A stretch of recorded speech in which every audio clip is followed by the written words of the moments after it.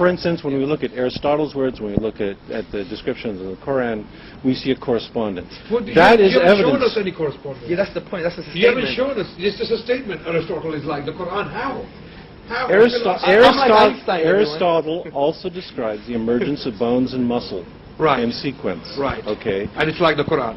And it's like the Quran. Which Well, does Aristotle say the bones come first and then the flesh and the muscles? Does he say that? Are you sure? Anybody that works. I'll let you think about this. Well, if you, are you? Is that what? I'm not saying it. Can you?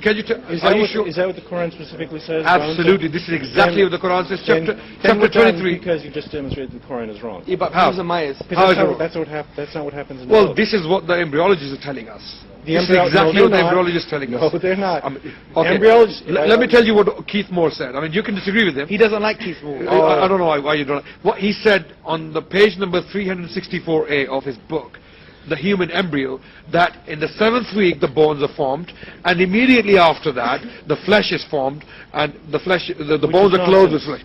Well, Keith Moore is wrong. He's an embryologist. This is his field. It's my field too. I know he's wrong. You're an embryologist? Yes. Oh, great! Wow, wow, that's news to me. Okay. So that's wrong, because what happens first is you have differentiation of mesoderm. Right. That within the mesoderm you have segregation into things like embryonic mesenchyme, and then you have these cartilaginous centers that will form bone. Right. And these are forming simultaneously with each other. Right.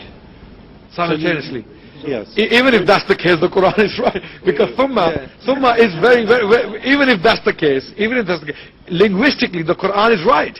Thumma literally can in Arabic language means things happening simultaneously. Yes, yes. But that's besides the point. On the one hand, you are complaining that there's this detailed, wonderful science Sure. in the Quran Yes. that you could only have learned from, revelation.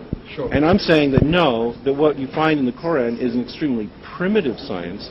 There was nothing more than the common man could have learned from, general interactions with learned society at the time. Like mountain roots as well. How would they even know that? It was not even knowledge at that time. Mountain roots. Whoop-de-doo again. All it's saying is that you've got this mountain that's going up here, and there's a lot of depth beneath it. And then they would understand the function of that as well.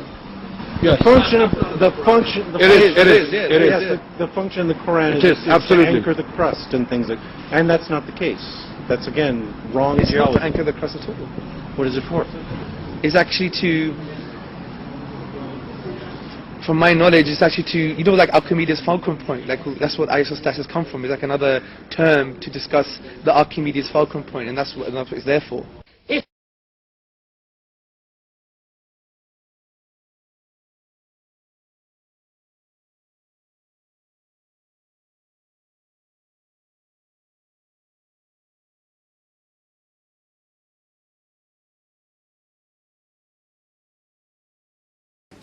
A miracle of miracles. There are verses in the Quran which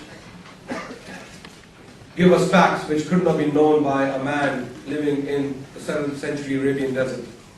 The Quran talks about different things. The Quran talks about scientific miracles. For example, the Quran talks about embryological stages a child goes through in a mother's womb.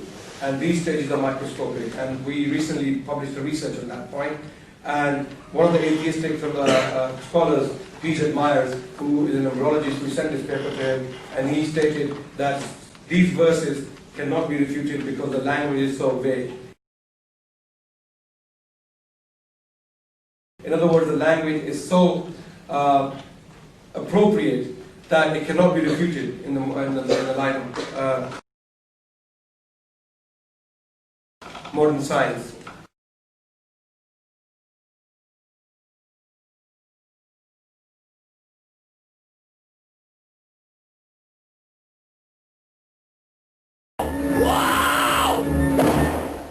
These verses cannot be refuted because the language is so vague.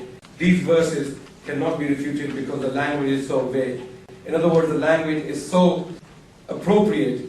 In other words, the language is so appropriate. When I say whoa!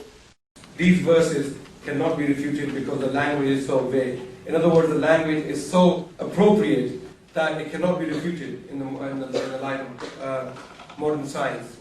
I mean, whoa!